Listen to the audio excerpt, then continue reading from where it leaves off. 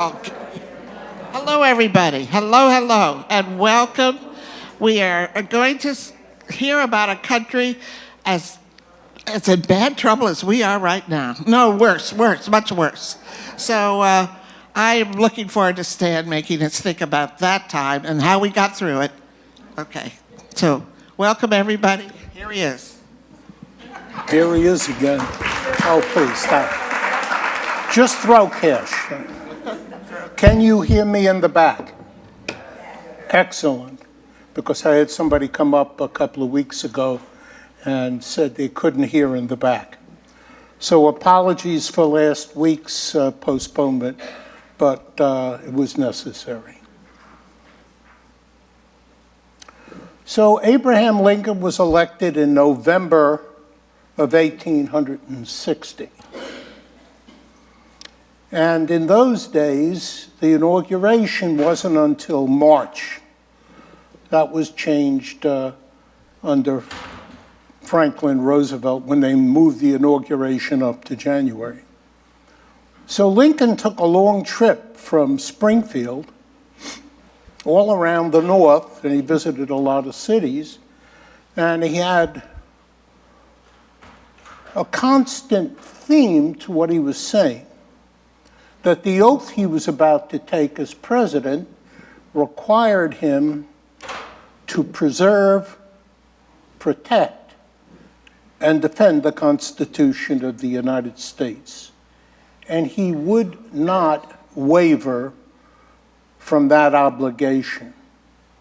In those days, taking oaths was probably more a serious matter, a matter of honor and responsibility, perhaps, than it is today.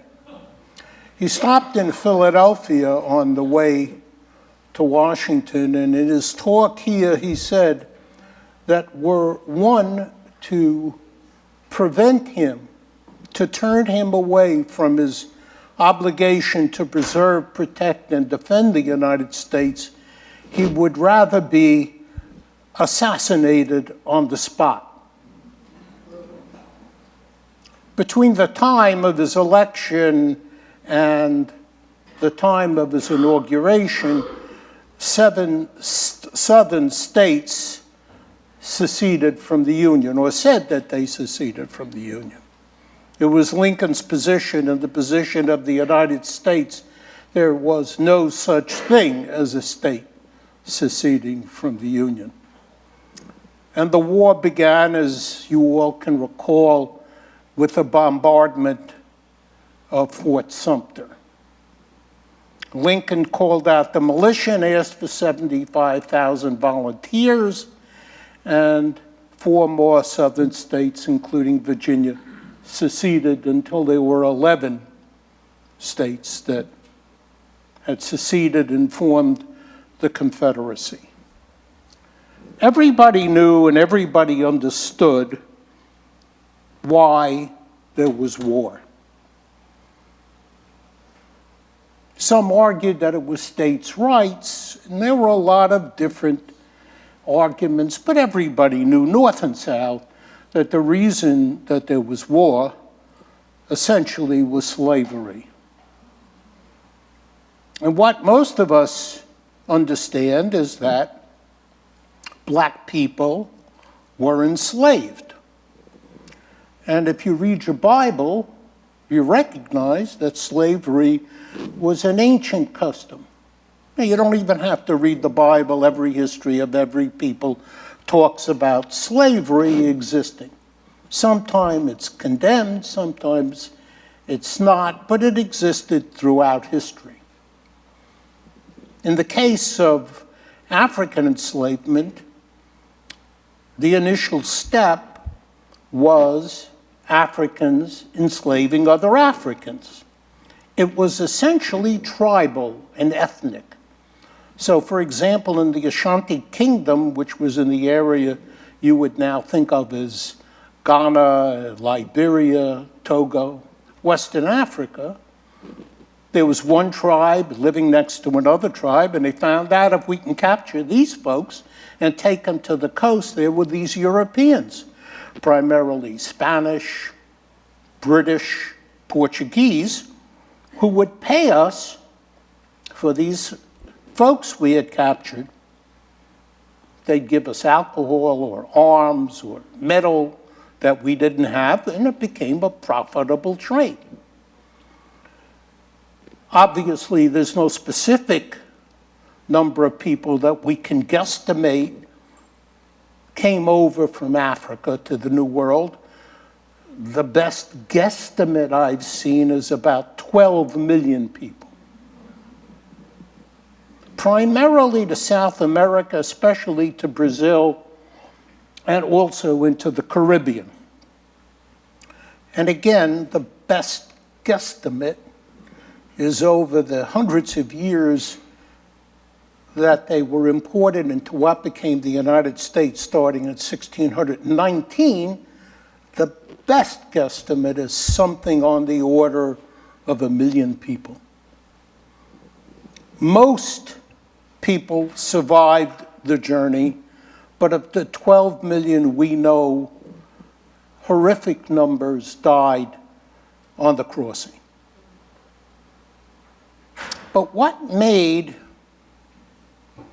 slavery in America different from slavery in Brazil or in Cuba or in Mexico? Economics. Essentially, the crops that were grown initially in the South in tobacco and subsequently in cotton were extremely labor intensive. They required a lot of folks working in the fields, planting, weeding, and harvesting. Now, there were a lot of indentured servants that came over to America, people who paid for the voyage from Europe by promising that they would serve for 7 years as somebody's servant with no pay, and then they would be free. Not so with the Africans. The African population was enslaved permanently. And by permanently, I mean generationally. That meant your children or your grandchildren were going to be slaves, no matter what you did or how you did anything. Now, I imagine pretty much everybody here has seen the movie Gone with the Wind. If you haven't, raise your hand. No hands. And if you remember the wonderful slave life in the house, in the manor, I think the name, if I'm right, was Tara, and the slaves were jolly and pleasant, that wasn't slavery. Slavery was mass beating, starvation, and mass rape. Slavery in America, and I can't speak about the other countries, but slavery in America was the largest example in human history, recorded human history, of women's abuse by men, by white men. I'm not suggesting that a black man on occasion didn't rape a black woman.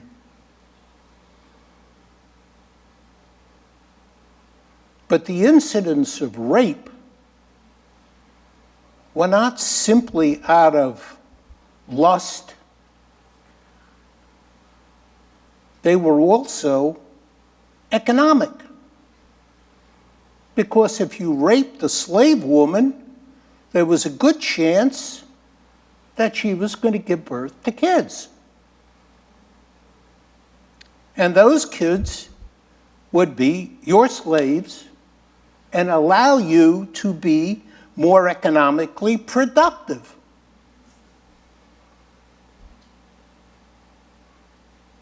in my view, the worst part of slavery was the dehumanization of those folks who were involuntarily brought over here. And by dehumanization, I mean, the lack of recognition that the Africans were very much like us, except, and we'll talk about this in a few minutes, the color of their skin. So you could do with what you wanted with them. You could beat them to death, you could rape them. You tried not to beat them to death because they were your workers. By the time 1860 had rolled around, the largest single economic entity in the United States of America was slavery. The value of the slave population in the South was greater than all of the banks, all of the railroads, and all of the corporations in the rest of the United States. So when the Southerners rebelled, they rebelled for a lot of reasons, but one of them was the understanding that with the change of government, the change in the presidency by a party and a leader who was committed to the restriction of slavery from the territories, meant that slavery eventually was going to be restricted, crushed down, and eliminated. Slavery had grown from 26 people in 1619 to about 4 million slaves in 1860.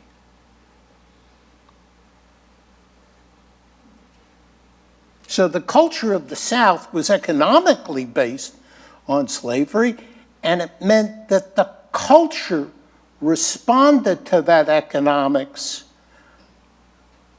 by dehumanizing the Africans. But a strange thing happened, often, very often overlooked, even in our histories. Africans, slaves, proved they were as human as any other group of people anywhere at any time. And how did they do this? They did this by forming families, frequently separated by slave owners who would sell off children, but they formed families. Not different than in Africa, but husbands and wives, children raised. Not only that, but the slave owners thought that they were going to civilize the slaves by converting them to Christianity. And what did the African population do? They formed churches. They weren't going to be allowed into white churches. So the churches that they founded became a key factor in the development of African American culture. To this day, to this very moment, one of the institutional strongholds among the African American community is the African American churches. And what part of the Bible do you think the African American churches most focused on in the Hebrew Bible? Exodus. And what was that story about? Emancipation. It was a story of seeking freedom. Too often, I think, in our history, we think of African Americans, then called black folks and other terms. But the particular term that was not something that I'm going to use today was blacks. So the Republican Party was always called the Black Republicans. They were abolitionists, they were black Republicans, meaning that in some extent they had some sympathy for the African American community. But the African American community had the power of agency. They had the power of their own thoughts, the power of their own organization. You have no doubt heard about the Underground Railroad, where people fled from slavery and made their way north to freedom. To think of the African American community, the black community, as a bunch of passive folks who were raped and beaten is to think too narrowly, because they were as human as you and I were. But the power of their labor, the wealth that they developed, meant that when the Constitution was formed in 1787, the Constitution that Lincoln swore he was going to preserve, protect, and defend, that Constitution was designed in certain ways to preserve slavery and the slave power of the South. Also embedded in it was the concept of democracy, the concept that was laid out in the Declaration of Independence. So the Constitution had two main clauses that gave, in the initial years of the Republic, the power of the national government over to the South. The 3/5 clause. What's the 3/5 clause? It meant that when you selected the number of representatives in the House of Representatives, you selected every single white person who was eligible under state law, and you selected 3/5 of an African. So if the African population was 100,000 in a particular state, it counted as 66,000 in electing the number of representatives in the House of Representatives, which gave the balance of the power in the Electoral College to the South. George Washington, Thomas Jefferson, James Madison, James Monroe, and others, John Tyler, were slaveholders. Think of that. Of the first six presidents in the United States, 5 of them were slaveholders. And now, there was a change. Because in 1860, the balance had changed so that a new party, an anti-slavery party, was coming to power.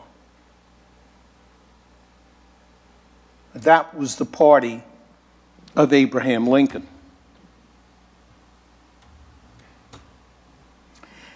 What else was special about slavery in America? Racism. Now, we all know that we have, 6 or 7 senses? Taste, touch, hearing, smell. 5, is it? And vision. Thank you, doctor.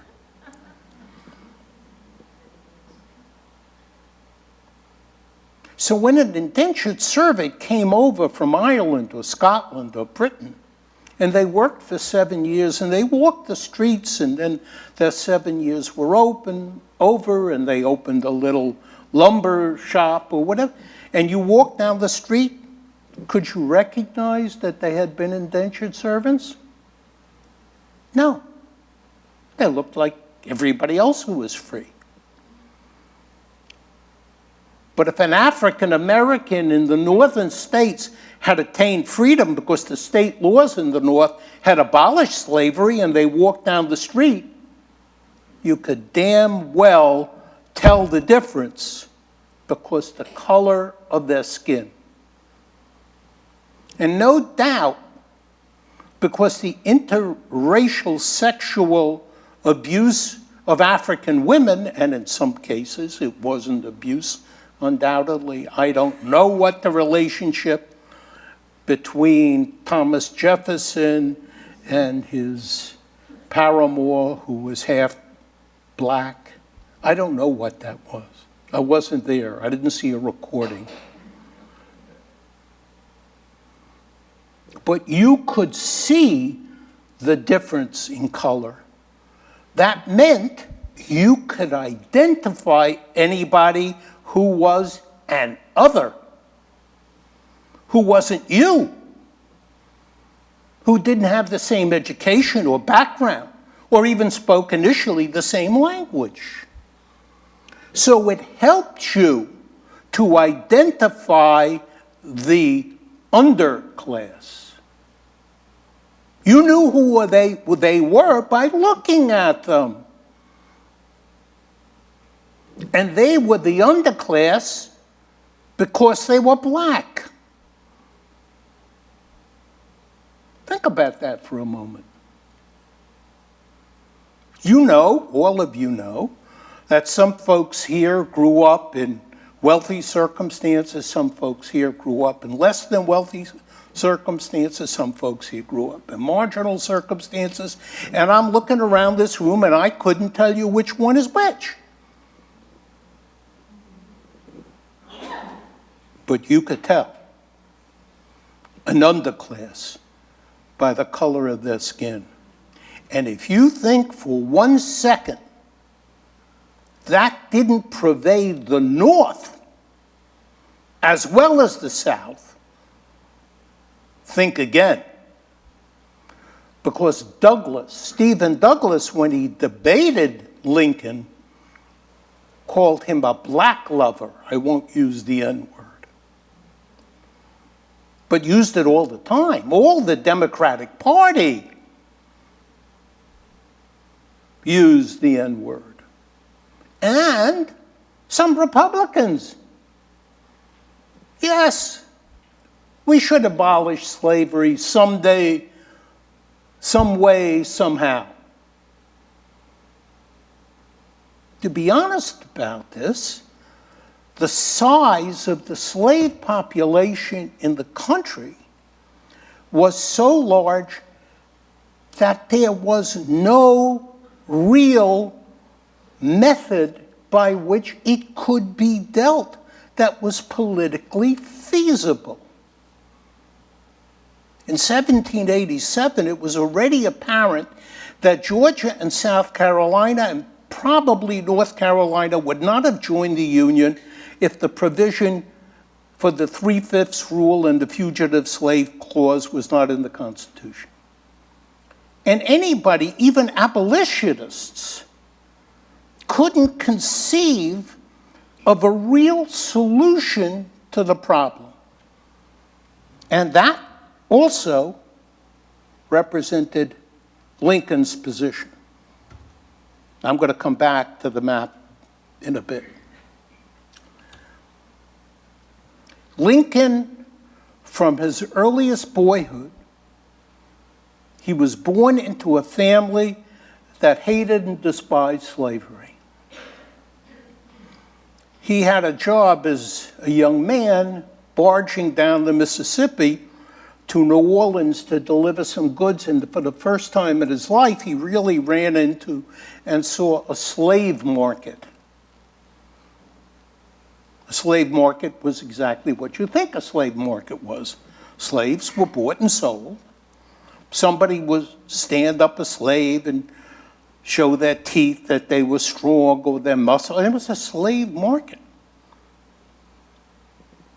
Go into an antique market now and you pick up the lamp and you examine it.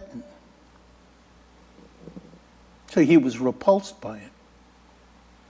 He always thought that slavery was a moral evil. And he got that idea from Genesis. Remember when God expels Adam from the Garden of Eden, what punishment did he put on Adam? That you have to, by the sweat of your brow, work the land. And what Lincoln saw, and he always believed, that if I work the land, if I work for my own bread, who are you to take it and eat it? Who gave you that authority? Who allowed you to make me work for your benefit? And only for your benefit. So Lincoln's anti-slavery views were profoundly moral. And in the Lincoln-Douglas debates in 1858, for the first time in the debates, and for the first time in politics itself, Lincoln raised the moral issue of slavery. Not simply that there was a federal consensus, as I mentioned last time, that the federal government had no authority under the Constitution to eliminate slavery in the southern states. But slavery itself, Lincoln argued, had to be confined.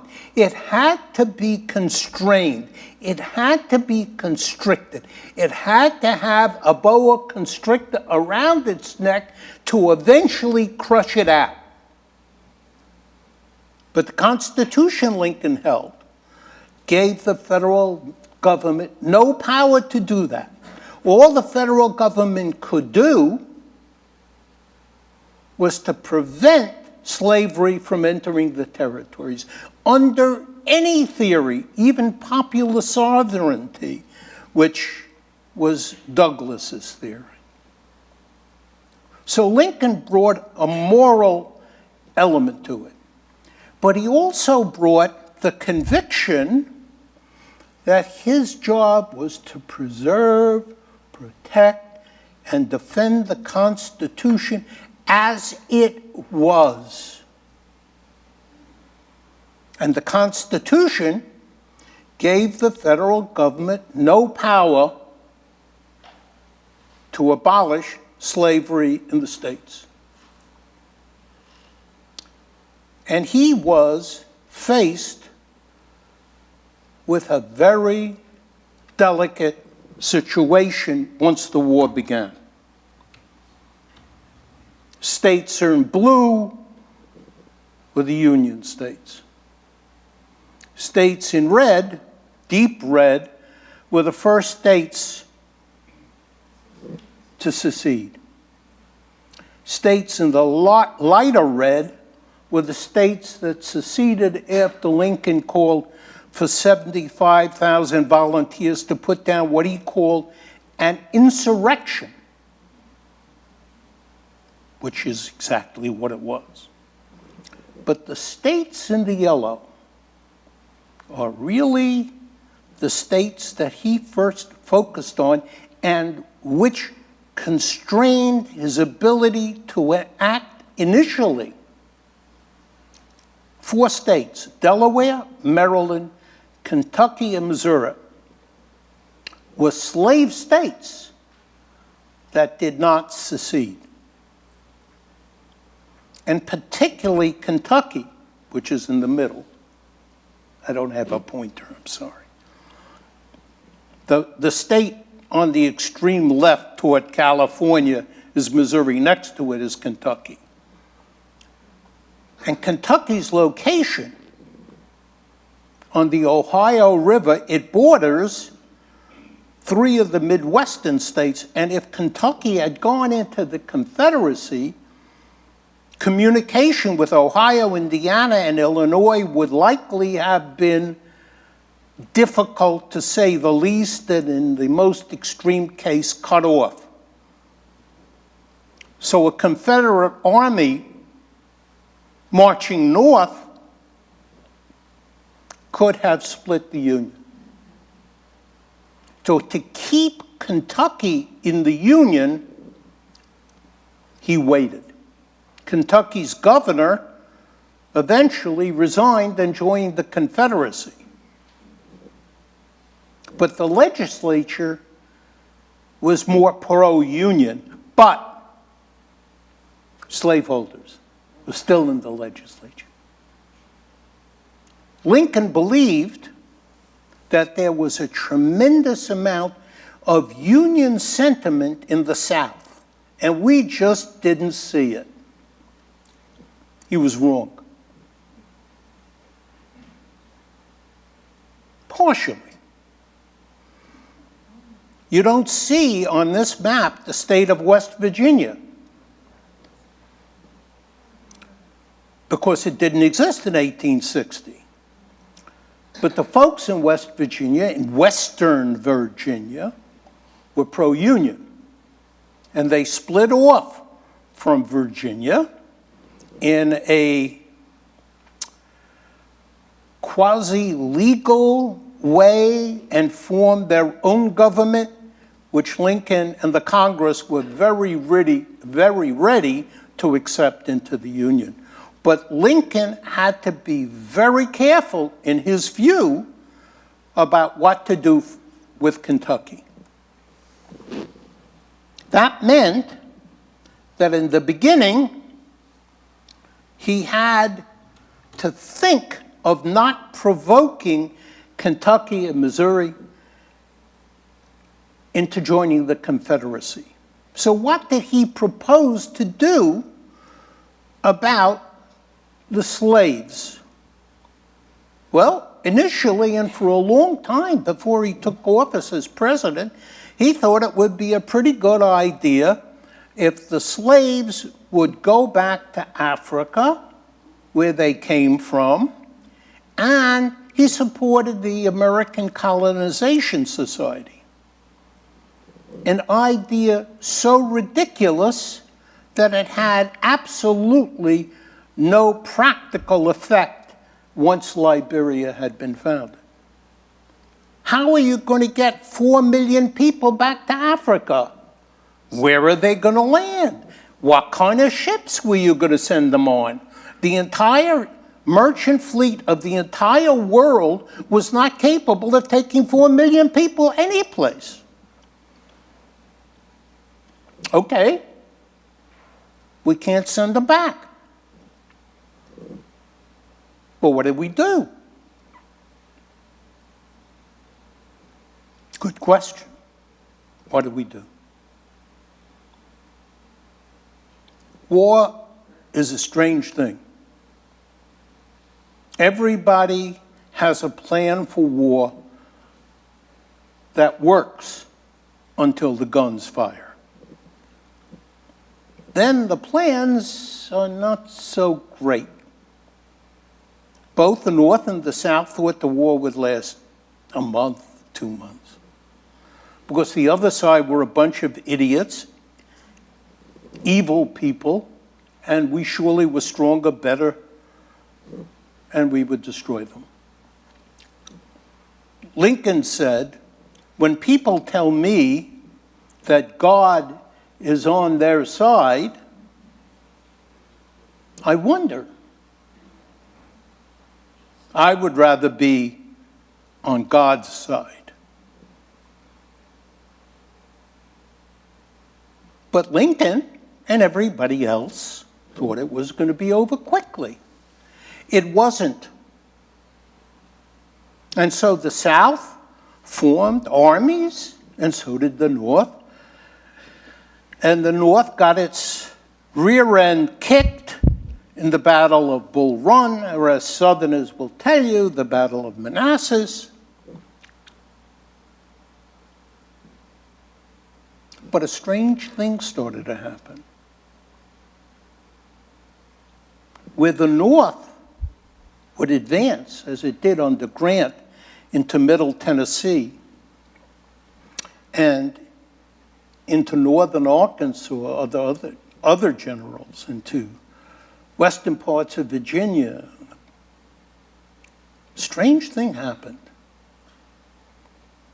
Black people started to leave the farm and go to where the Union Army was.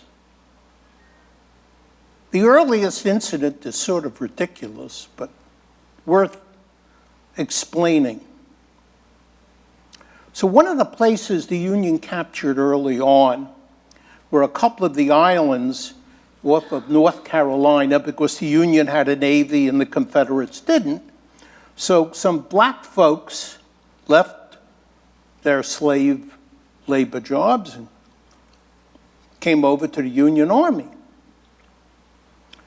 And the Union generals didn't know what the heck to do. And so one day, under a flag of truce, this Confederate officer comes up to the Union force. He said, you know, Frank over there is my slave. Under the Fugitive Slave Act of 1850, I'm entitled to have him back. And the Union general said, oh, yeah, okay, Frank, go back. That was the first time. That was the only time. Then a Union general named Benjamin Butler, an abolitionist, said, well, wait a second. These folks are coming to us for freedom. I'm not sending them back. Well, what are they? And I don't mean 10 or 20 people. I mean hundreds and thousands of African Americans came into Union lines. Well, what are we going to do with them? We don't have any power to free them. We're certainly not going to send them back. And Lincoln sent out an order, absolutely under no circumstances do you send any of the former slaves back. But he had no power to free them. So they called them contraband. In the laws of war, if you invade another country and you capture their property, you can keep their property. That's called contraband. But more and more of them came. And as they came, it became clearer to the North that when a slave went from the South to the North, two things happened. He stopped laboring in the South, and he started laboring for you in the North. So if he was going to build a trench for the Confederates, guess what? He can build a trench for the Union, and now he's not working for the Confederates. So what did the Union start to do? Employ these people. And they did a remarkable thing. They paid their money for their free labor. Lincoln always understood that the threat of slavery's expansion was the destruction eventually of free labor in the North. Because if you could get a slave to work for you in the most abysmal conditions, why would you pay anybody anything to work for you? The more slaves we had, the less opportunity free men had to work. So the contraband policy existed. And then somebody got another idea. You know, these folks really want to be free. They really want to free their families. Now, do you think we should give them guns and put them in the army? No, we can't do that. So among northern politicians, the idea of freeing black people became a clearer objective of the goal of the war itself. When Lincoln became president in the first inaugural address, he made very, very, very clear that the goal of his administration was the preservation of the Union, not the abolition of slavery. And so when the volunteers came in the hundreds of thousands, they were there to fight to preserve the Union. They were not there to free the slaves. But war does strange things. And as the Union armies moved south, as they got more and more successful, they came across slave plantations. They came across African American slaves. They saw what slavery was. They saw that African American slaves were people. They were human beings. They could lift a rifle, dig a trench. They could help. They wanted to help. So the most radical part of the movement for emancipation was the Union Army and the abolitionist politicians. And Lincoln was among them. But how do we do this? Throughout most of 1861 and most of 1862, the Southerners, the Confederates, as I frequently think of them, the traitors, were militarily more successful than the North. So Lincoln wrote out in July of 1862, by hand, by himself, with no aides, with no PR people, with no publicists, with no advisors, the Emancipation Proclamation. And he presented it to his cabinet. Only one cabinet member objected, and then was persuaded that Lincoln was right, because as Lincoln once said, and there were 6 cabinet members at the time, the vote is 6-1. The one prevails, because he was that one. So he had the Emancipation Proclamation written in July of 1862. And when was it issued? In September. Why wait? Because he didn't want it to be perceived as an act of desperation. He wanted it to be perceived as an act of enhancement of the war effort. The enhancement based on the moral cause of freeing the slaves. So it was issued after the Union repelled General Lee in the Battle of Antietam. In September 1862, the Emancipation Proclamation was issued to become effective on July the 1st, 1863. Now, what did the Emancipation Proclamation say?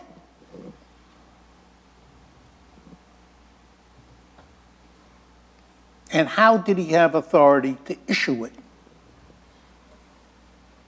Now, those of you who are familiar with the Constitution will not find in the Constitution the phrase war powers. It doesn't exist. That's why you won't find it. And what Lincoln said in essence, I am the commander-in-chief of the Army and Navy under the Constitution. And therefore, I have the power to direct the war. I have the power to direct the war to victory. And in directing the war to victory, I have the power to use whatever means I have to use to accomplish that end. And if I can weaken the Confederacy by freeing the slaves, that's what I'm going to do. The proclamation was limited. It took effect, on January 1st, 1863. How was it limited? Do you remember those 4 states I showed you? Missouri, Kentucky, Maryland, and Delaware? It didn't affect those 4 states. Slavery still existed in those 4 states. In September 1863, a year after the proclamation was issued, Lincoln receives a letter from his Secretary of the Treasury, Salmon Chase, who had always been an abolitionist. And he said the effect of the emancipation was fabulous. It was wonderful. Why don't you just amend it and make it unlimited? Make it cover Delaware, Maryland, Kentucky, Missouri.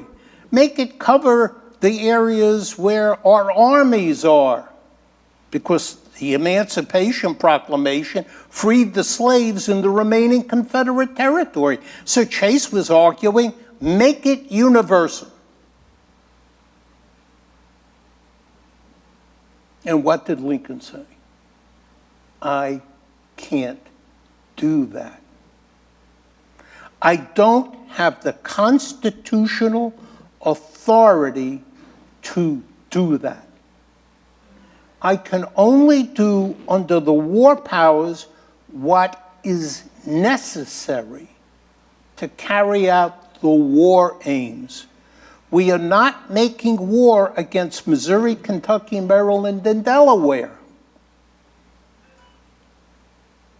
Preserve, protect, and defend the Constitution of the United States. How many of you saw the movie Lincoln by Steven Spielberg? Good number. That movie was essentially about what I'm speaking about now. Lincoln understood that he was limited as to what he could do, and limited even by the war powers, because he said, if I do what Chase wants me to do, I will become a dictator. And what he was afraid of more than anything, he said the United States cannot be defeated by any foreign enemy ever. The United States can only be defeated if it makes war on itself. And the thing that I fear most is if I set the precedent of exceeding what my powers are, then I lay the groundwork for some narcissistic, crazed person to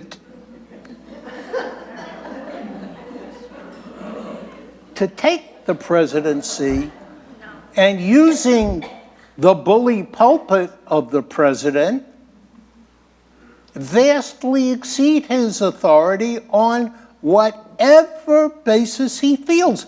Preserve, protect, and defend. So what we need to do is to have an amendment to the Constitution. So in 1865, he, with his supporters in the Senate and some supporters in the House of Representatives, prepared to make the most radical social change in American history, freeing all the slaves, all the time, forever, period. So we didn't have to worry that some United States Supreme Court, run by a couple of, or a bunch of wackos, would rule the Emancipation Proclamation illegal, unconstitutional, and we're going back to slavery. We can't have that. So the most radical change in American history was the passage of the 13th Amendment, which finally took place after his death. Neither slavery nor involuntary servitude. Notice the first time the word slavery is used. The phrase in the original Constitution is involuntary servitude, except as punishment for crime whereof the party shall have been duly convicted, shall exist within the United States or any place subject to their jurisdiction.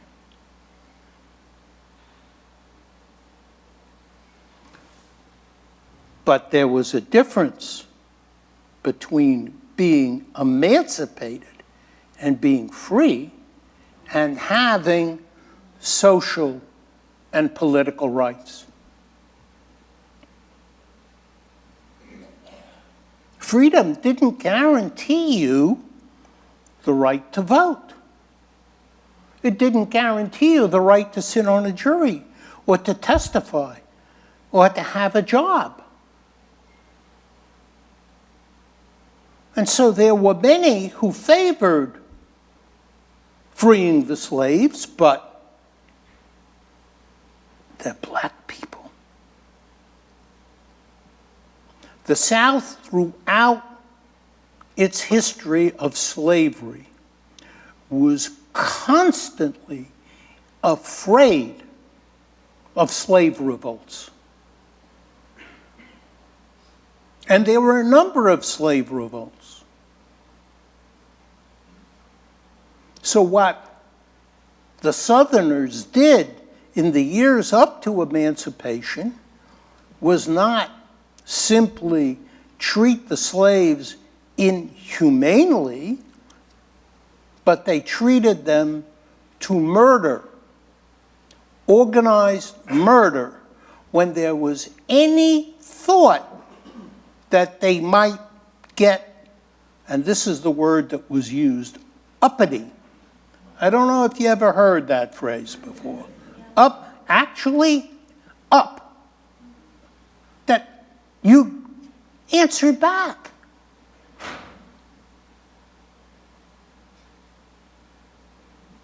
So social rights, oh my God.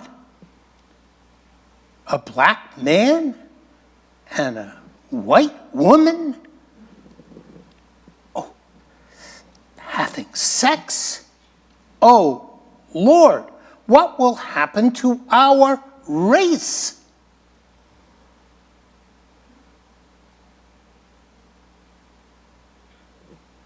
if you don't think that racism has pervaded American history, understand that what was done by Lincoln was the first gigantic step on the road to treating human beings as human beings.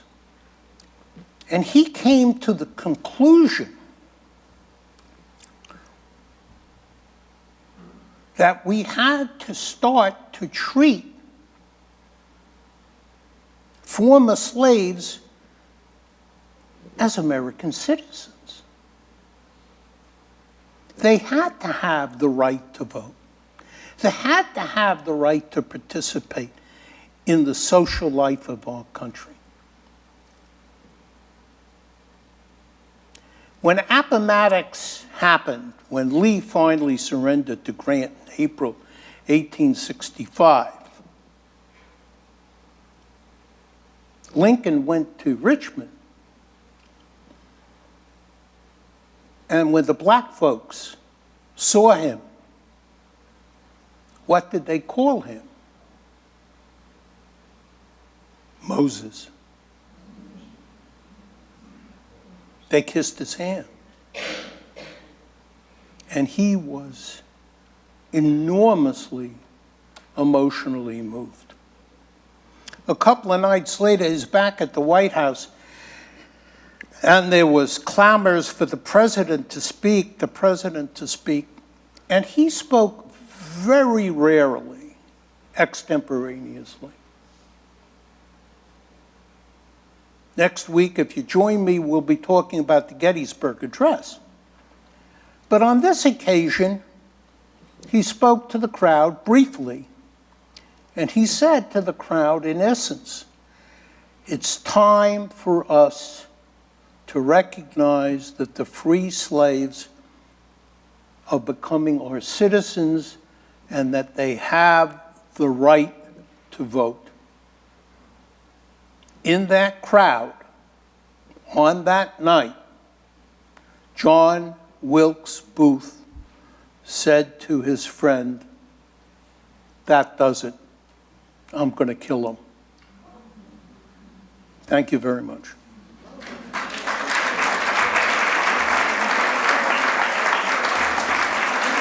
Thank you. I really, truly appreciate it. So, any non-intelligent questions? Because intelligent question I can. Please, somebody. Ann Cantor, yes. Oh, here she always asks the first We're one. bringing the microphone Hello, around. there you go. I know you spoke about the fact that Lincoln's parents were anti-slavery. Were they very influential in instilling in him at an early age his feelings, his similar feelings of slavery, his feelings of abolishing slavery? How young was he when he Well, the when answer he to got that, this feeling? I don't want to shock or surprise you. If I had a guess, the answer would be no. He had a terrible relationship with his father. His mother died when he was 9 years old, but he was brought up in his parents were members of a fundamentalist Calvinist church. And when we talk in the last of my talks about his religious views, I'll deal with that more. But the answer is no. On his own, in his own thought processes, it made no sense given what the Bible said and what the Bible said about God creating man and woman.